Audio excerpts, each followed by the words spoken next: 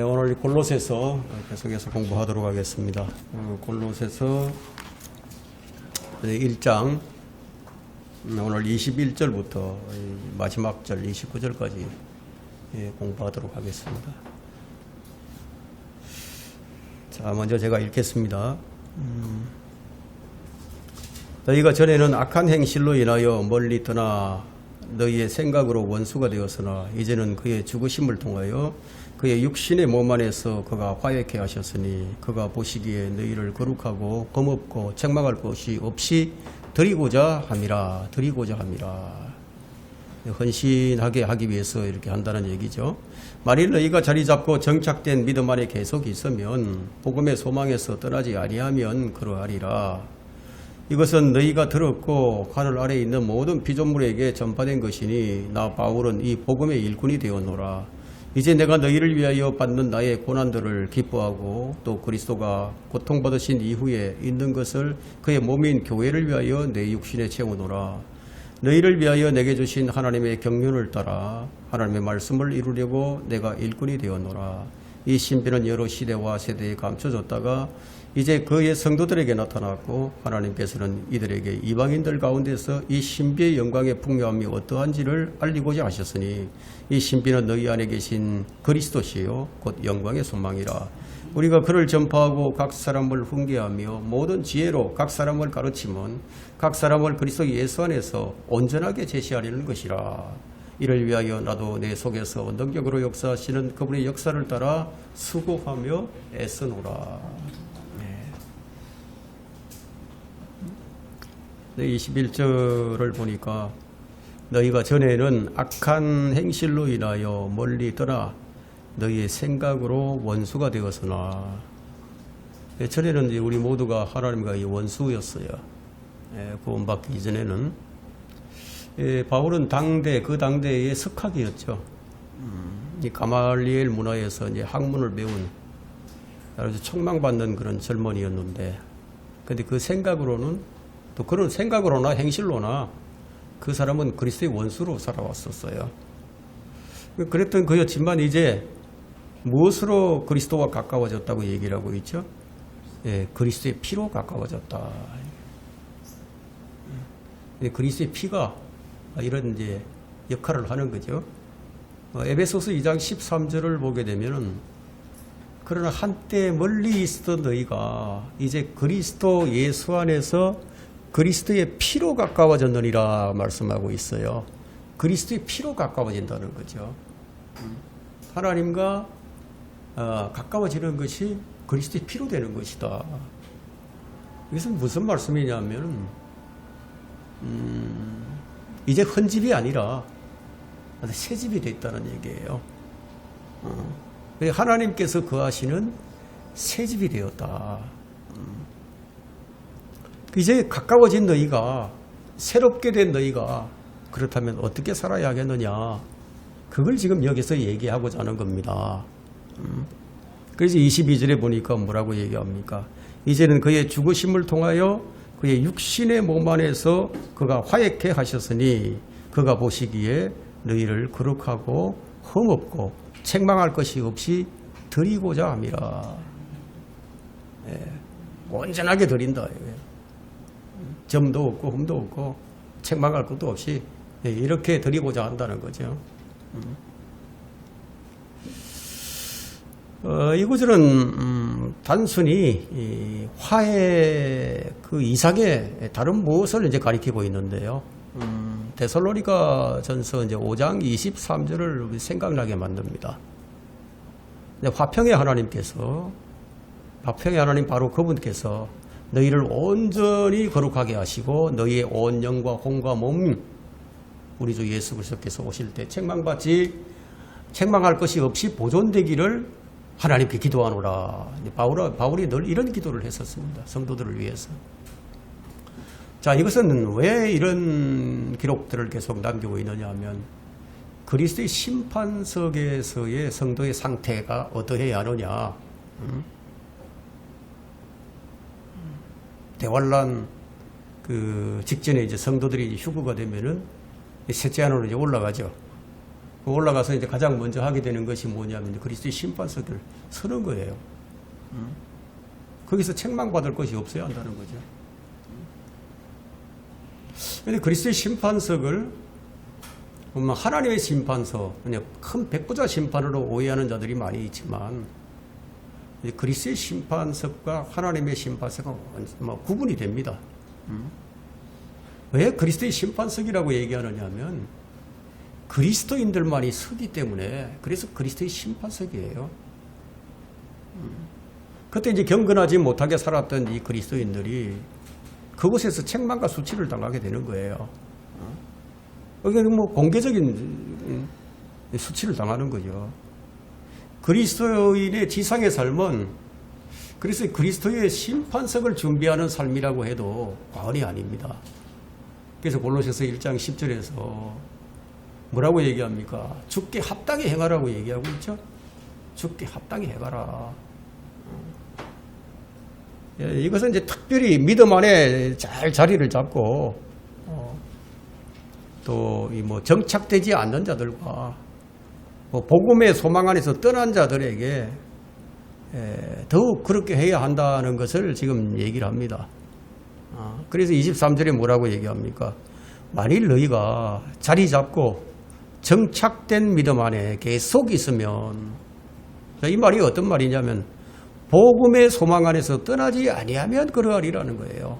복음의 소망 안에서. 자, 이것은 너희가 들었고 하늘 아래에 있는 모든 피조물에게 전파된 것이니 나 바울은 이 복음의 일꾼이 되어노라. 바울은 지금 계속해서 정착된 믿음을 얘기합니다. 여러분, 이 복음의 소망이 무엇입니까? 복음의 소망. 복음의 소망은 로마서 8장 23절과 디도서 2장 13절에서 아주 쉽게 설명하고 있습니다. 로마서 8장 23절을 먼저 한번 보겠습니다. 무엇이 이 복음의 소망으로 표현되고 있는지 로마서 8장 23절을 한번 펼쳐보시게 되면 그들뿐만 아니라 성령의 첫 열매들을 가진 우리들까지도 속으로 신음하며 양자되는 것, 곧 우리 몸의 구속을 기다리고 있느니라. 곧 우리 몸의 구속을 얘기하고 있습니다. 이 말은 무슨 말이냐면 우리가 그리스도의 우리 주님의 영광스러운 그런 몸을 입는 것이 바로 그것을 기다리는 것이 이제 복된 소망이다. 그걸 얘기하는 거죠. 이것을 디도서 2장 13절에서 다시 한번 확인을 시켜주는데요. 디도서 2장 13절을 펼쳐보시면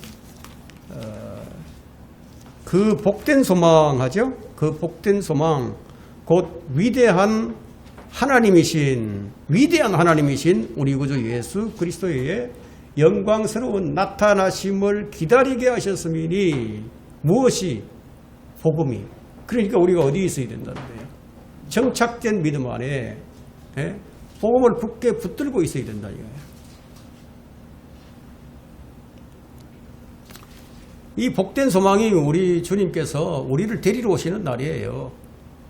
오늘날 이 현대 그리스도인들은 이 복된 소망 안에 있지 않는 것처럼 보여요. 마치 복된 소망이 없는 것처럼.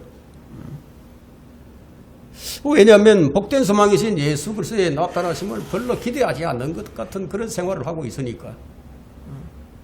그렇다면 얼마나 많은 그리스도인들이 그리스도의 십자가의 원수들로 행하고 있는가 하는 거죠. 사람들은 마치 바람에 흔들리는 풍선보다도 더 아주 이 믿음, 정착된 믿음에 있지 않아요. 믿음에 정착되어 있지 않다는 얘기예요. 어떤 종류의 그리스도인이라고 할지라도 세상의 소망이 경제적 수준이나 어떤 종교적 통합에 초교파적인 것에 달려있다고 이렇게 생각하는 사람들은 그 사람은 복된 소망에서 아주 멀리 떨어져 있는 사람이에요.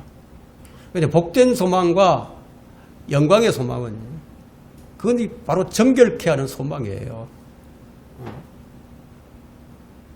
그래서 히브리서 6장 19절에서 말하는 확실하고 그것이 확실하고 견고한 소망이라 얘기해요. 확실하고 견고한 소망. 그러니까 이 소망을 지키는 사람은 그리스도의 심판석에서 22절에서 말한 것처럼 주님 보시기에 어떻다? 거룩하죠. 흠없다 이거예요. 책망할 것이 없다 이거예요. 그렇게 자신을 드리고자 할 것이라는 거예요. 이것을 이루기 위해서 그리스도인은 어떻게 해야 하느냐? 날마다 죽어야 한다. 날마다. 몸의 행실도 죽여야 하고요.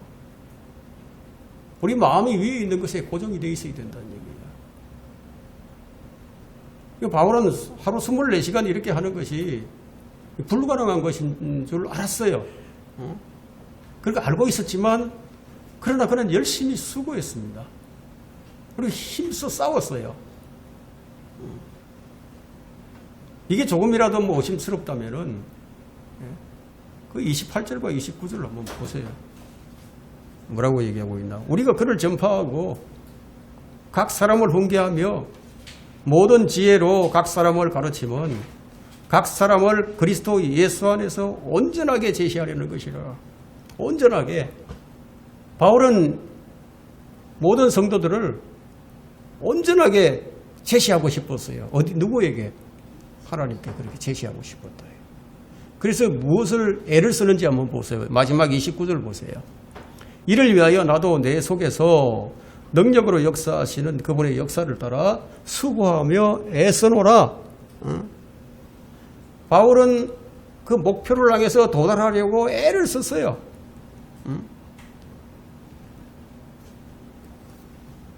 뭔가 도달하려고 하는 사람들은 그 도달 목표에 이르기 위해서는 수고하고 애를 쓰겠죠. 그러니까 교회 사역이 바로 이런 거라는 거예요.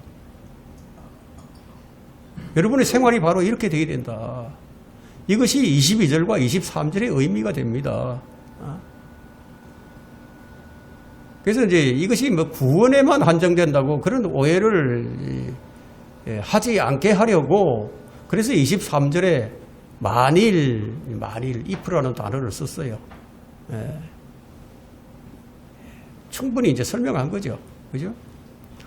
하지만 23절에서 논쟁을 불러일으키는 말씀이 하나 있어요. 그것은 뭐냐? 하늘 아래에 있는 모든 피조물에게 전파된 것이니 나 바울은 이 복음의 일꾼이 되어노라. 그래서 이제 이 문맥상 하늘 아래에 있는 모든 피조물에게 복음이 전파되었다는 이 문맥이 논란을 일으켰다는 거예요. 왜냐하면 그 당시 바울 당대에 복음이 아직 문자대로 모든 피조물들에게 전파되지 않았던 상황이었으니까. 바울은 하나님께서 모든 사람에게 다다르게 하실 목적으로 복음을 주셨다고 그렇게 이제 말을 하고 있습니다. 어딘가에 이르게 하려고. 그래서 복음은 모든 피조물을 겨냥하고 있는 거죠. 어떤 특정한 사람만을 이야기하지 않습니다. 복음 모든 피조물을 겨냥하고 있었고 그것을 위한 것이었으며 그들에게 전파하라고 명령이 된 것이었어요.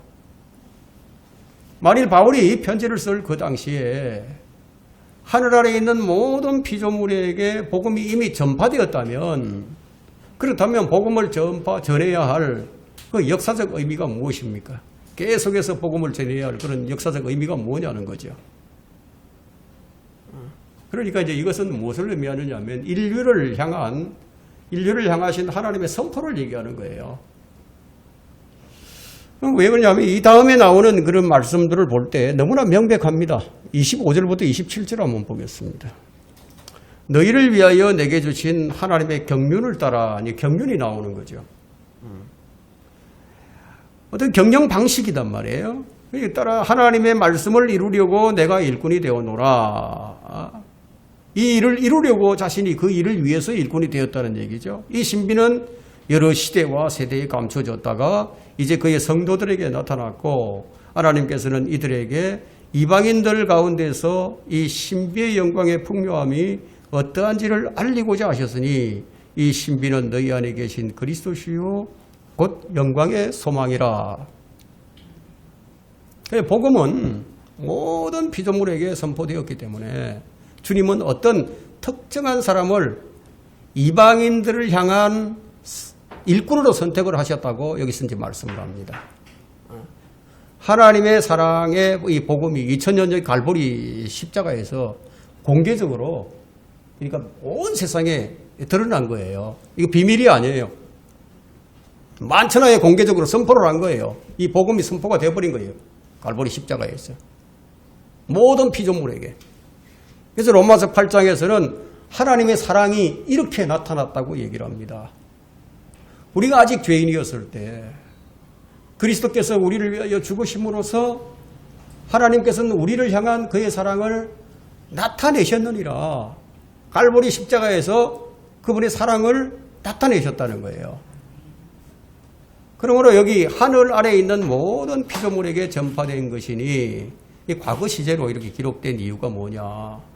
바로 갈보리 십자가에서 공개적으로 선포하셨다. 그런 것을 의미한다고 이제 볼 수가 있는 겁니다. 자, 24절을 한번 보세요. 24절 다시요.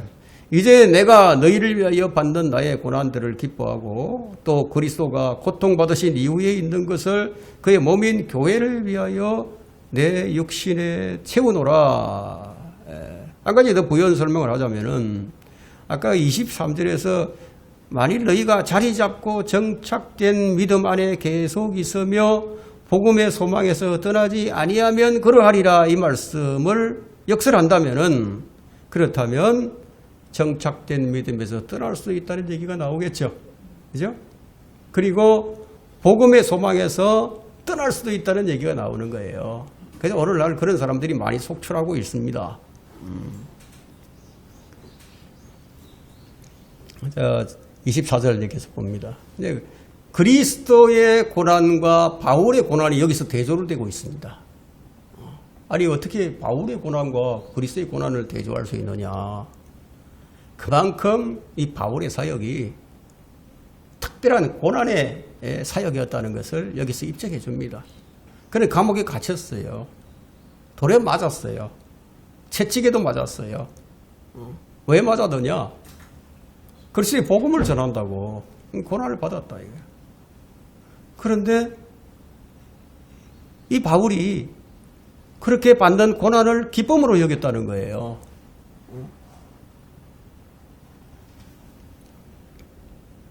여러분 누구나 이제 편하게 사는 것이 좋죠.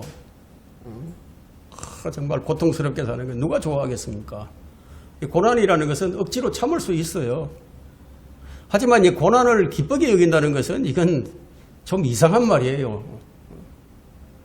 그러나 이 문맥들을 살펴보면은 이 바울의 고난이 너희 안에 계신 그리스도의 신비를 알리고자 함이었음을 알 수 있습니다. 신비를 알리고자 했다. 바울은 그 사역이 그리스도 사역의 연장임을 입증하기 위해서 고난을 받는 거예요. 그리스도께서 이스라엘의 일꾼이셨듯이 바울은 이방인들의 일꾼이 되었습니다. 그렇다고 바울이 그리스도와 동등하다든가 바울이 이 그리스도의 대속의 고난에 의미를 지닌다 이런 것은 얘기하는 것이 아닙니다. 단지 좀 유사성이 있다. 그것을 좀 대조를 하는 거죠. 그리스도가 고통받으신 이후에 있는 것을 내 육신 안에 채워놓으라. 내 육신 안에. 그리고 이제 이 말은 갈라디아서 6장 17절에 가서 보면은 바울이 이런 말을 합니다. 나는 내 몸에 그리스도 표들을 지니느니라. 정말 이것은 어디 육체적으로 두들겨 맞고 막 이런 흔적들이 남은 거예요. 그게 좀 너무 비슷하죠. 우리 주님께서도 죄인들의 죄를 속죄하기 위해서 대신 고난을 받으셨단 말이에요. 바울은 구원받은 이스라엘 사람들과 연합된 몸을 함께 누릴 이방인들의 유익을 위해서 대신 고난을 받겠다. 그런 얘기를 지금 여기서 하고 있는 겁니다.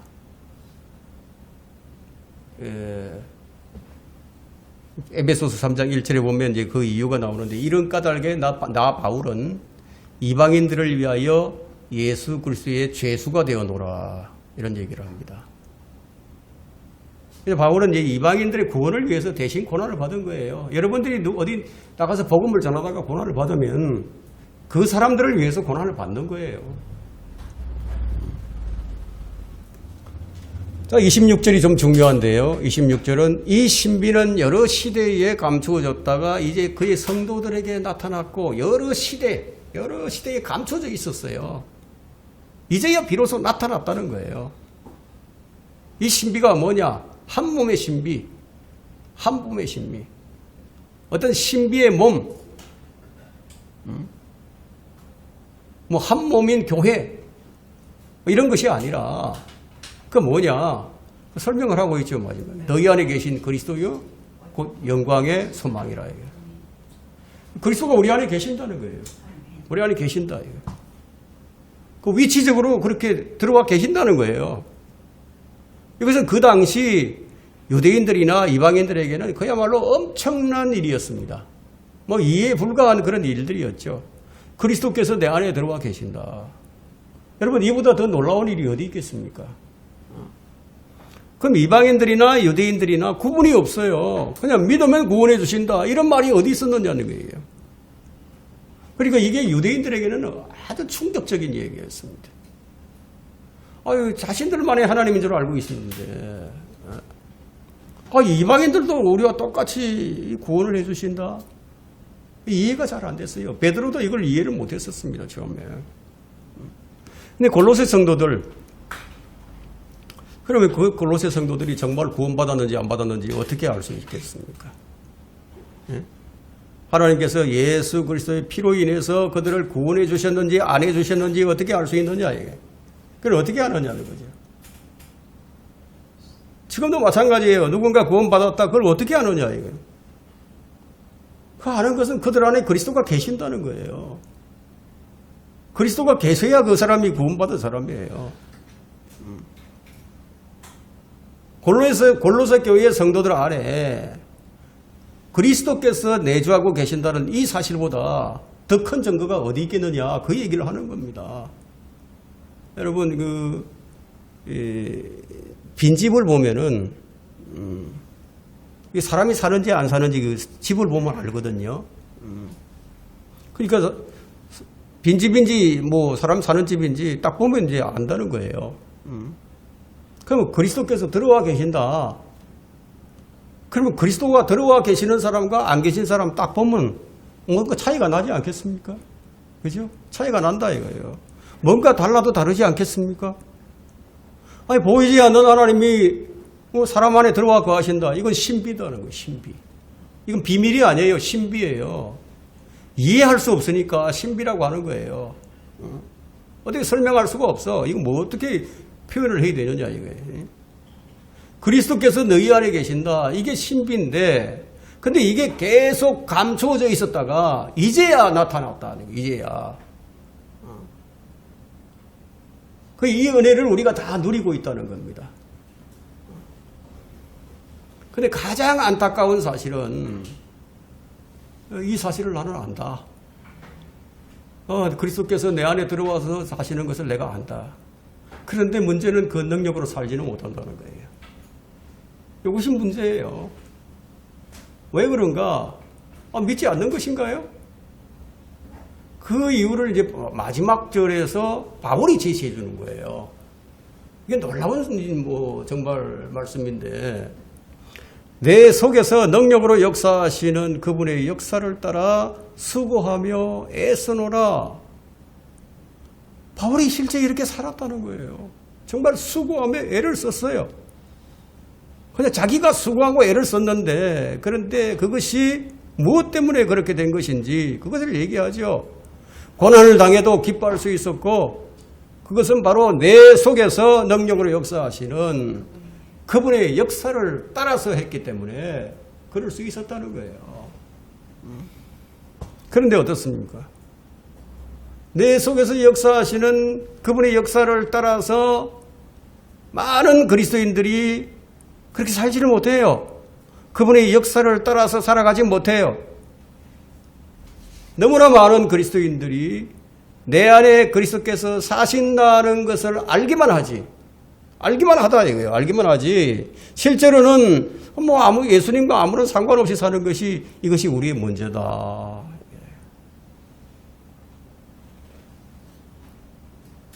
어떤 사람은 아예 뭐 수고조차도 하지 않고 애를 쓰지도 않는 사람들도 있어요.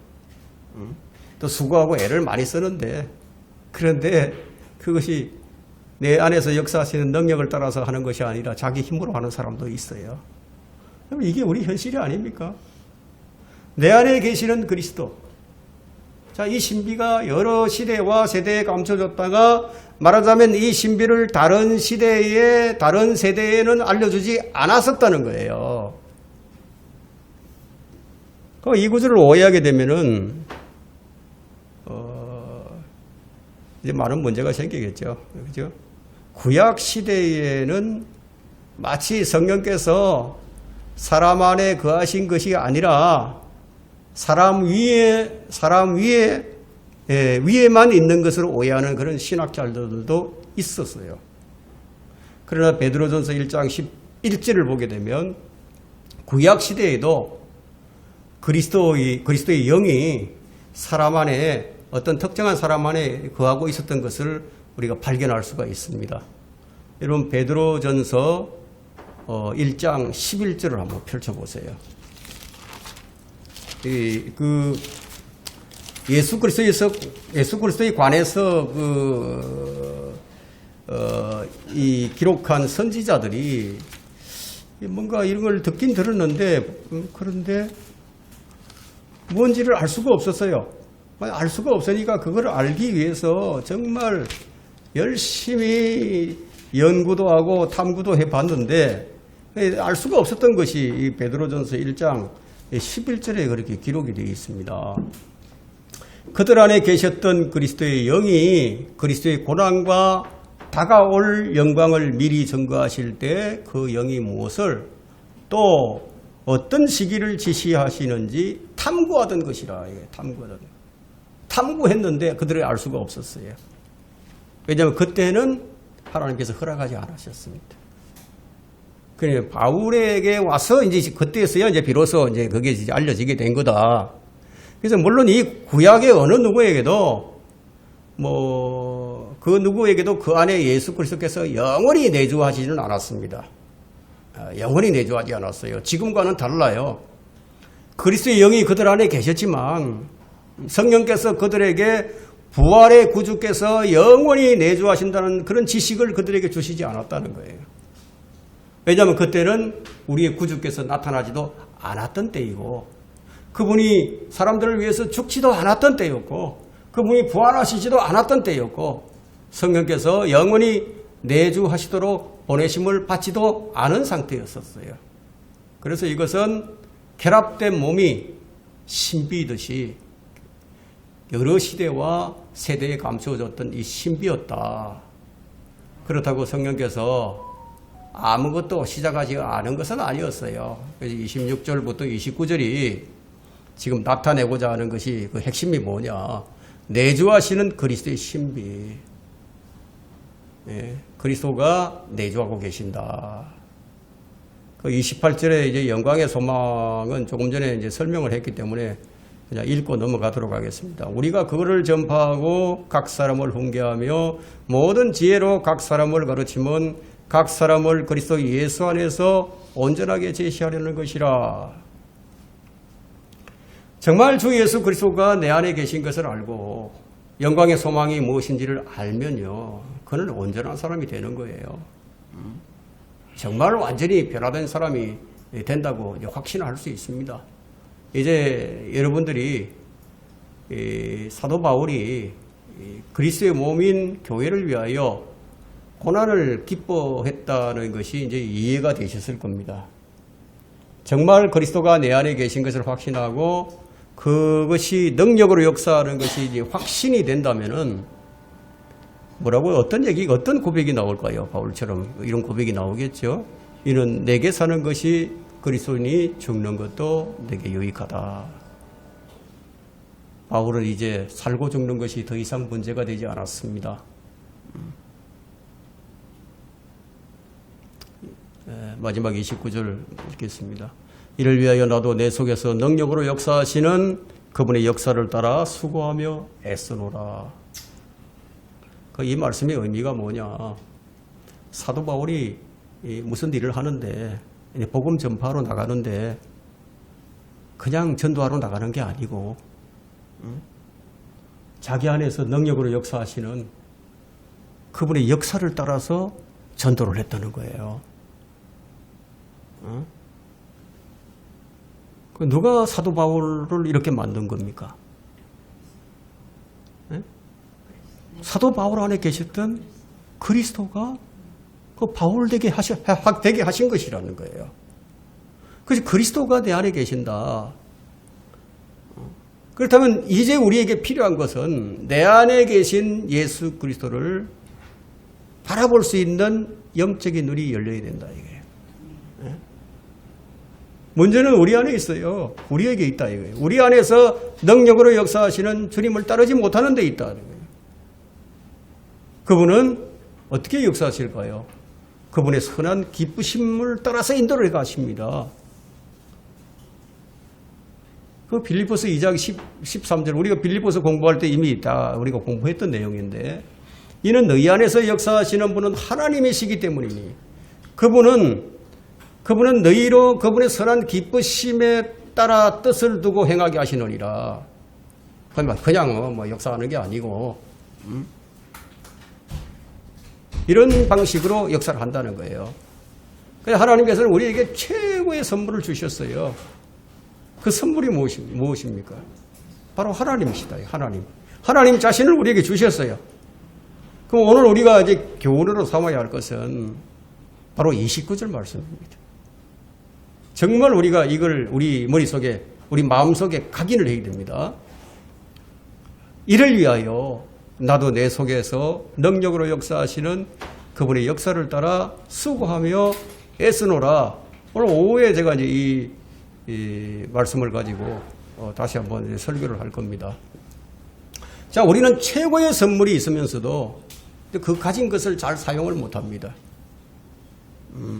내 안에 능력 있는 분이 계신 것을 정말 믿는다면, 그렇다면 무엇이 사라질까요? 내 안에 능력으로 역사하시는 그분이 정말로 구하시고 그분이 정말 능력이 있는 분이신데 그렇다면 무엇이 사라지게 될까요? 염려와 근심과 걱정이 사라진다는 거예요. 그러면 최상의 경배와 최상의 헌신을 하면서 바울처럼 무슨 일을 당하든지 수고하며 애를 쓰겠죠. 그게 바로 나는 죽고 그리스도 예수로 살아가는 거예요. 이게 가장 놀라운 복입니다. 우리가 사는 동안에 뭐 기대도 하고 또 꿈도 가지고 있고 뭐 재산 그리고 돈, 시간, 열정 다 투자를 했는데 근데 남는 것이 좌절이고 남는 것이 배신이고 그렇잖아요. 그게 우리 인생 아닙니까? 여러분 그런 거 경험하고 살죠. 그러면 여러분들이 결국 좌절과 실패로 끝날 것을 위해서 평생을 사시겠습니까? 베드로는 뭐라고 얘기하죠? 이전 행실은 지난 날로 충분하다고 하지 않았습니까? 진짜 변하지 않는 것, 영원히 사라지지 않는 것, 예수 그리스도께서 내 안에 계신다. 그러면 주님을 바라보고 주님과 동행하며 사는 것. 그래서 주님이 우리 안에 들어와 계시지 않습니까? 그것을 위해서. 그러면 예수 그리스도가 정말 내 안에 계신다면 그렇다면 나는 왜 이렇게 사는가? 오늘 이 본문에서 그것을 보여주고 있습니다. 여러분들이 오늘 이것을 잘 마음에 각인하시고 오늘 이 요절되는 말씀이 바로 저는 이것 29절을 삼고 싶습니다. 이를 위하여 나도 내 속에서 능력으로 역사하시는 그분의 역사를 따라 수고하고 애쓰노라. 오늘 강의 여기서 마칩니다.